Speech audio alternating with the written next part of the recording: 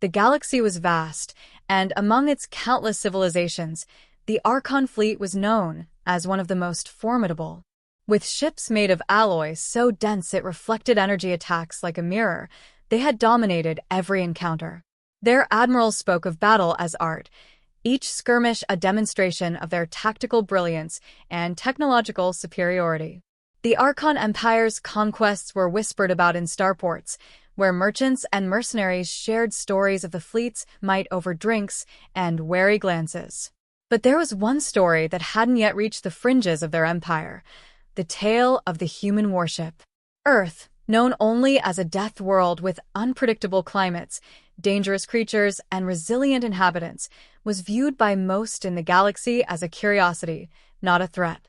Few paid it any real attention, seeing it as a remote world unaligned with the galactic powers and hardly worth the effort. That perception changed the day the Indomitable, the first and most advanced warship Earth had ever built, made its debut. The Indomitable was a sleek vessel with an angular hull designed to deflect scans and project a smaller profile. Its dark surface absorbed light, rendering it nearly invisible in the vastness of space. But it was not the ship's exterior that made it remarkable, it was what lay within.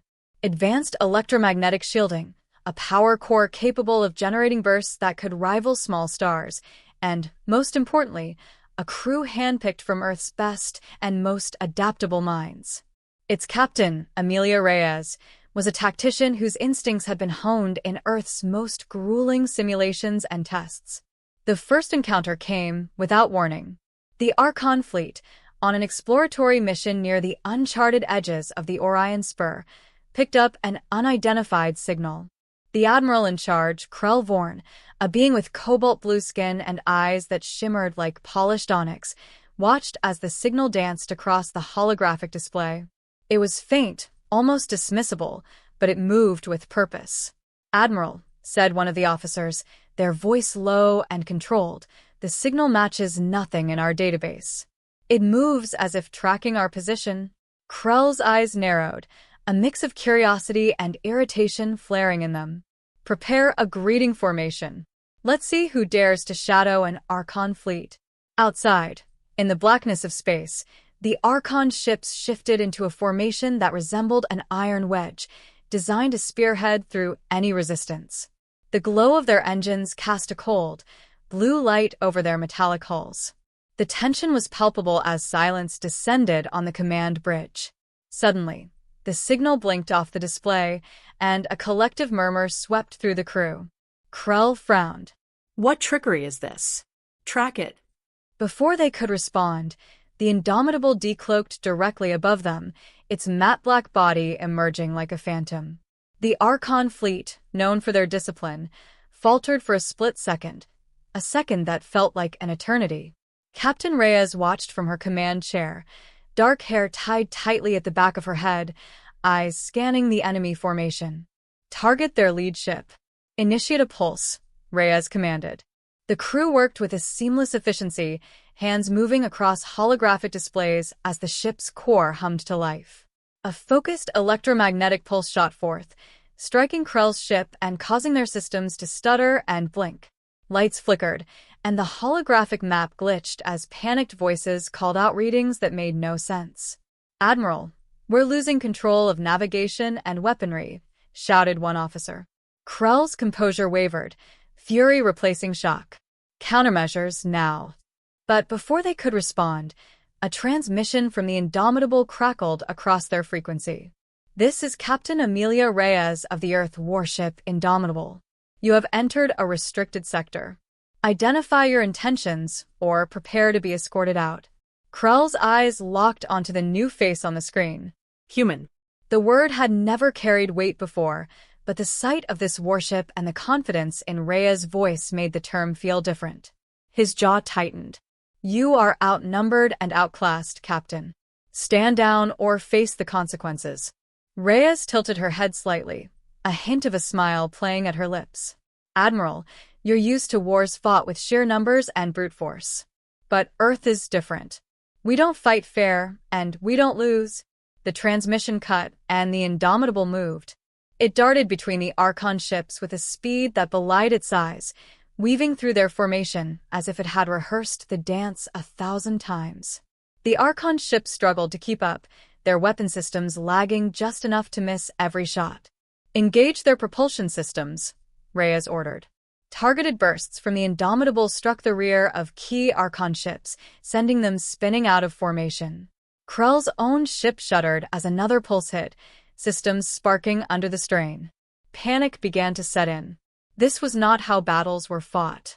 There was no grand strategy being deployed against them, no fleets clashing in a test of power. This was precision, this was control, and the Archons were losing. The realization dawned slowly and bitterly on Krell. He was not facing a mere exploratory vessel. He was facing an apex predator of a different kind. The crew of the Indomitable moved as one, guided by their captain's unwavering focus. Every maneuver was calculated to disrupt, disorient, and demoralize. On board the Indomitable, Reyes watched the unfolding chaos with a steady expression. "Initiate Phase 2, she said. A sudden burst of light enveloped the Archon fleet as the Indomitable deployed its secondary system, an advanced cloaking wave that rendered them invisible to even the most refined sensors. To the Archon fleet, it was as if their enemy had simply vanished. Shouts of confusion filled Krell's ship. "Admiral, we've lost visual and sensory contact with the target." Krell's hand clenched into a fist, so tight his knuckles turned white. "This is impossible." Hat's strength ran. But it wasn't. The Earth ship was there, hidden, observing their every move. Reyes allowed a moment of silence before reactivating the comms. "Admiral Krell, this engagement ends now. You are outmaneuvered and at our mercy. Withdraw from this sector, or face the consequences of your defiance." The bridge of Krell's ship fell into a stunned silence. The might of the Archon fleet, tested and triumphant in countless campaigns, was now powerless against a single ship. Krell's pride screamed at him to fight, to reclaim their honor. But reason, cold and unforgiving, took hold. He exhaled slowly, a bitter chill running through him. "Fall back," he ordered, voice strained but steady. The Archon fleet, now disoriented and damaged, began to retreat. The Indomitable remained cloaked, unseen but felt. Its presence was a ghostly reminder that there were new rules to be learned, new powers to respect.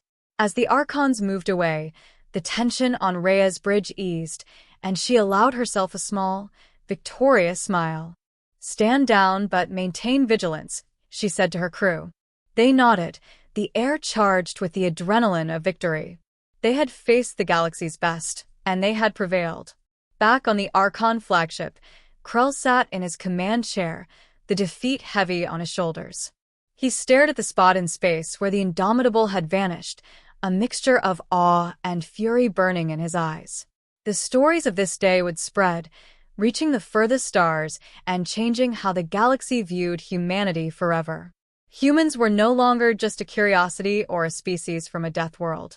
They were tacticians, warriors, and survivors who would not be underestimated again. And as Captain Reyes stood on the bridge of her ship, looking out at the receding figures of the Archon fleet, she knew that this was only the beginning. Earth had revealed its strength, and the galaxy would soon learn just how deep Captain Amelia Reyes watched the Archon fleet slip away into the star-speckled distance, their engines casting faint glows that gradually diminished. The bridge of the Indomitable was quiet, save for the soft hum of its systems and the distant beeping of status monitors. The tension in the air was palpable. Victory had been theirs, but the weight of what it meant was only beginning to settle. "Status report," Reyes ordered, her voice steady, betraying no sign of the adrenaline that still coursed through her veins. Lieutenant Hayes, the ship's chief engineer with sharp eyes and quick reflexes, looked up from his console. "Minimal damage to our shields. Power levels are stable. The cloaking field is holding without strain." Commander Lin, Reyes' second in command, nodded approvingly. "We're still running silent, Captain. They won't know where we are if they try to come back." Reyes allowed herself a brief moment of relief. The Indomitable had not only survived its first encounter, but had sent a message that would ripple across the galaxy. But as she looked out at the vastness of space, she knew that this victory would draw attention, both the kind they wanted and the kind they didn't. Good. Let's remain cloaked and keep a surveillance perimeter active. I want to know if they even think about returning, Reyes said. Yes, ma'am.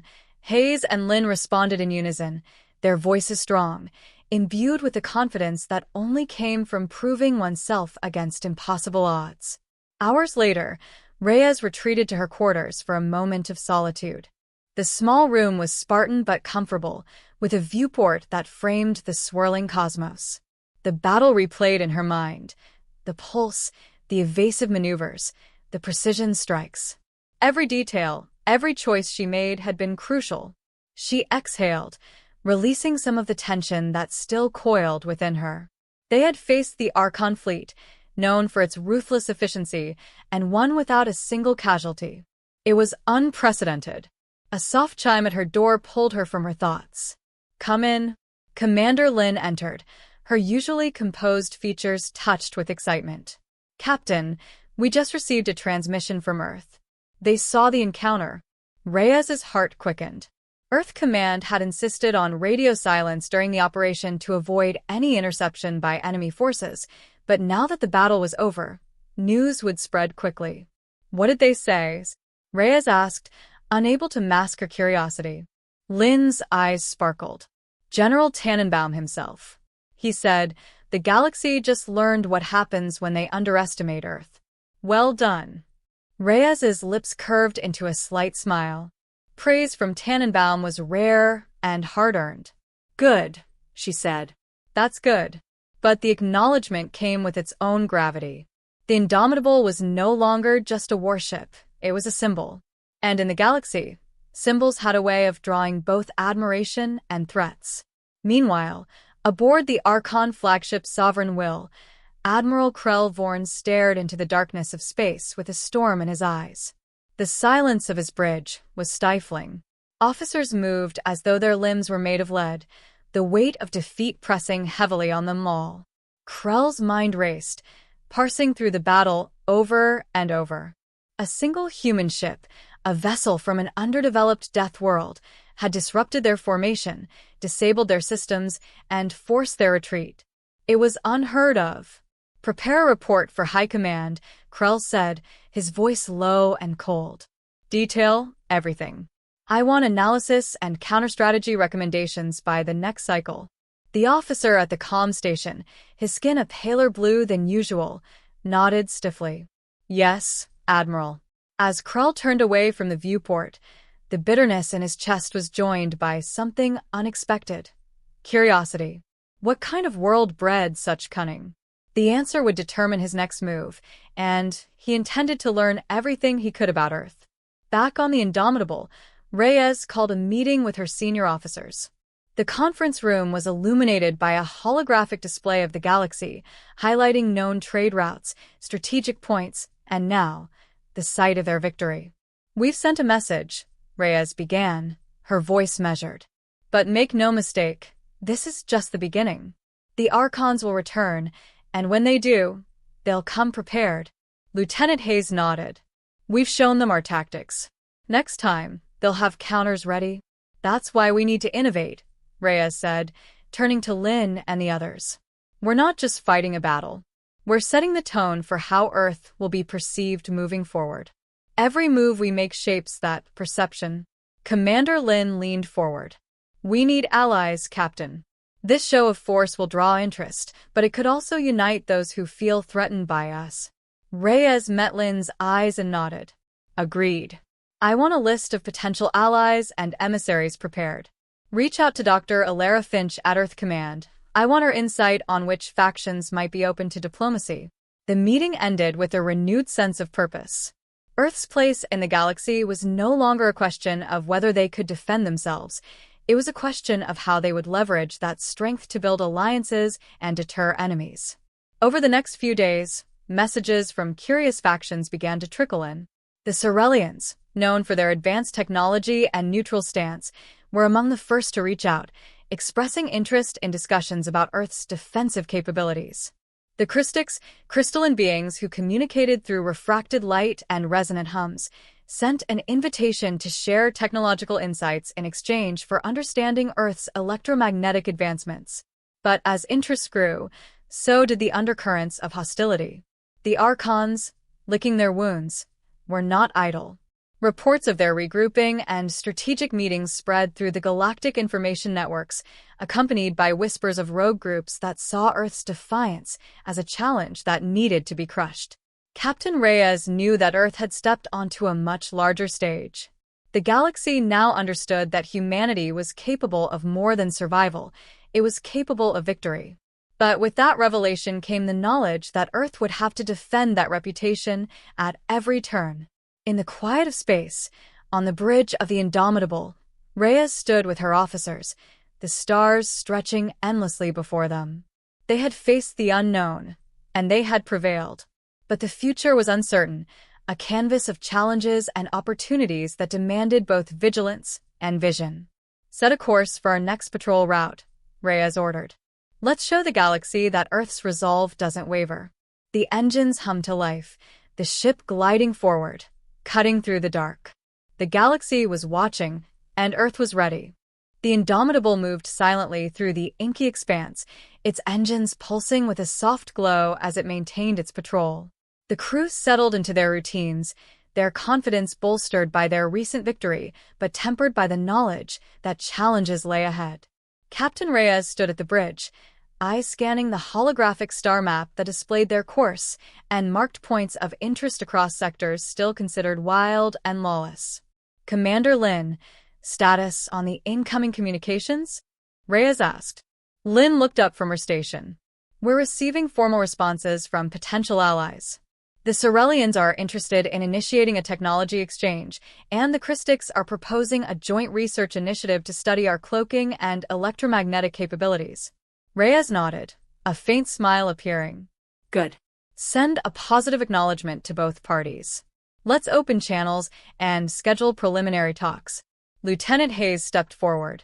Captain, I recommend we keep our guard up during these talks. We don't know who might try to use this new spotlight against us. Reyes met his gaze. Agreed, Lieutenant. We'll proceed cautiously. The galaxy has eyes on us, and we need to show strength, not vulnerability. Meanwhile, in a far corner of space where the glow of distant stars barely touched, the Archon Empire was stirring. The flagship Sovereign will hung in orbit over a desolate moon, surrounded by smaller ships painted in the stark colors of war. Inside the command chamber, Admiral Krell Vorn stood before a council of the most seasoned Archon strategists, their faces shadowed by dim, oscillating light. This humiliation cannot stand, Krell began, voice low and thunderous. We faced a single human ship and were forced to retreat. Their strength was not in numbers, but in tactics and technology we underestimated. A murmur rippled through the room, a mix of agreement and embarrassment. General Tlor, a grizzled veteran with deep scars across his cobalt-blue skin, spoke next. They wield deception as a weapon. We need to learn it, master it, and use it against them. Earth must understand that resistance will only bring suffering. Another council member, an older strategist with a gaze as cold as frozen steel, raised an eyebrow. And what if we draw them into our space? Would they chase us, or would they hold their ground? Krell's eyes narrowed as a plan began to form in his mind. We'll make them come to us. Create scenarios that provoke, entice, and lead them into a web they can't escape. Back on the Indomitable, Reyes received an encrypted transmission from Earth Command. General Marcus Tannenbaum's face appeared, expression serious yet proud. Captain Reyes, you've done well. The galaxy is watching, and our allies are beginning to align. But be aware, we have intelligence that rogue factions are seeking to disrupt this fragile balance.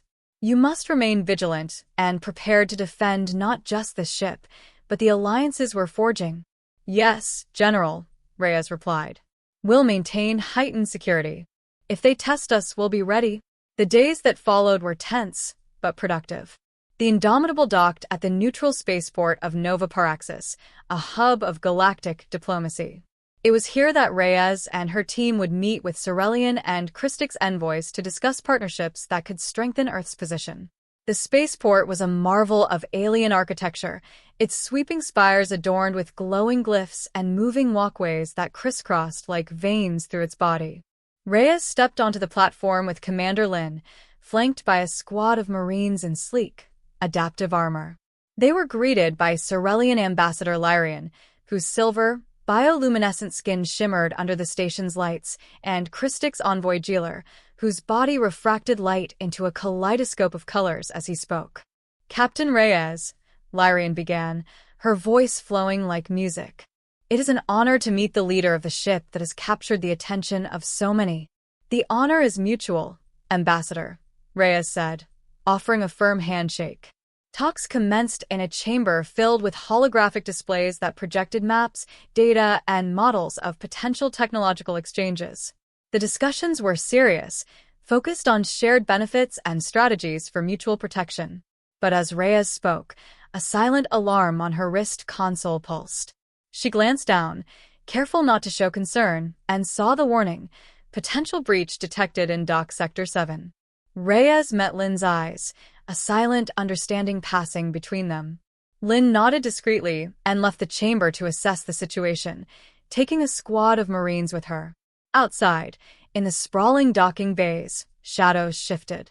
A group of rogue operatives moved with practiced stealth, their target a relay station that connected the spaceport's communication network with Earth's diplomatic channel. They carried devices designed to sow confusion, spreading false orders and misinformation. But Lin and her Marines were fast, intercepting them before they reached their destination. "Freeze!" Lin's voice cut through the quiet hum of the dock, and the operatives turned, eyes wide with the realization they had been discovered. A tense standoff ensued. One operative lunged, a weapon glowing blue in his grasp, but Lin's reflexes were quicker. The Marines moved in sync, disabling the attackers with precision shots. The skirmish ended as quickly as it had begun, but the message was clear. Earth's enemies were already acting. Inside the negotiation chamber, Reyes received the update from Lin and kept her expression calm as she turned back to Ambassador Lyrian and Envoy Jeeler. "We appreciate your willingness to collaborate, but as you can see, there are forces that would prefer we fail." Lyrian's eyes glowed a brighter silver, a sign of concern. "Then it is all the more important that we succeed." The talks ended on a positive note, with agreements drafted and plans made for deeper cooperation. As Reyes and her team returned to the Indomitable, the sense of vigilance only grew stronger. The Archon Empire and rogue factions were watching, waiting for any opportunity to strike at Earth and its new alliances. Reyes stood on the bridge, looking out at the stars that seemed to stretch endlessly. The galaxy was a sea of potential allies and enemies, and Earth was now a known player. The path forward would be fraught with challenges, but as long as they stood united, they would face whatever came next. "Maintain alert status," she said to her crew. "We've made an impression, and now we need to make it last." The Indomitable continued on its course, a lone warship from a once-overlooked world, now carrying the hopes of a planet that refused to be underestimated.